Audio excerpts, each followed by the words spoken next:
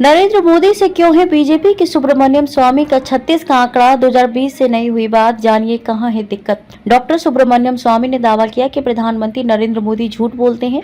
उन्होंने चीन के मुद्दे पर भी देश से झूठ बोला। भारतीय जनता पार्टी के वरिष्ठ नेता डॉक्टर सुब्रमण्यम स्वामी प्रधानमंत्री नरेंद्र मोदी के बड़े आलोचक हैं। समय समय पर वह पीएम मोदी, उनके नेतृत्व वाली एनडीए सरकार और बीजेपी के काम करने के तरीकों, फैसलों और नीतियों पर सवाल उठाते आए हैं।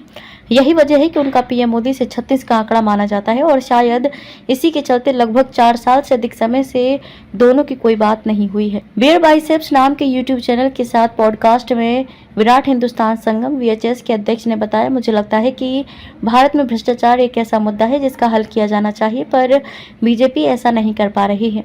मैं बीजेपी का हिस्सा हूं, मैं इनके साथ लंबे समय से साथ हूं। मुझे पूर्व सीएम अटल बिहारी वाजपेयी से भी दिक्कत थी, लेकिन इतनी समस्या नहीं थी जितनी कि पीएम नरेंद्र मोदी से है। चीन और अयोध्या के राम मंदिर पर पीएम नरेंद्र मोदी ने बोला झूठ। नरेंद्र मोदी से आपको क्या दिक्कत है? यूट्यूबर रणवीर अल्लाहाबादिया के इस सवाल पर बीजेपी नेता ने कहा कि वे झूठ बोलते हैं। उदाहरण के तौर पर वह कहते हैं कि चीन से हमारी सीमा में कोई आया नहीं, लेकिन ये झूठ है। राम मंदिर में उनका कोई योगदान नहीं है, मगर वह उसका भी श्रेय ले लेते हैं। राम मंदिर के पीछे मेरा योगदान था, पर इसके निर्माण और उससे जुड़ी पहल से मुझे दूर रखा गया।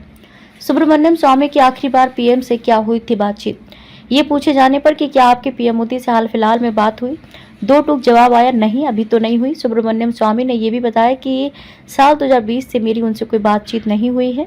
मेरी तब उनसे इकोनॉमिक पॉलिसी, देश की दिशा और चीन से जुड़े मसलों पर बात हुई थी।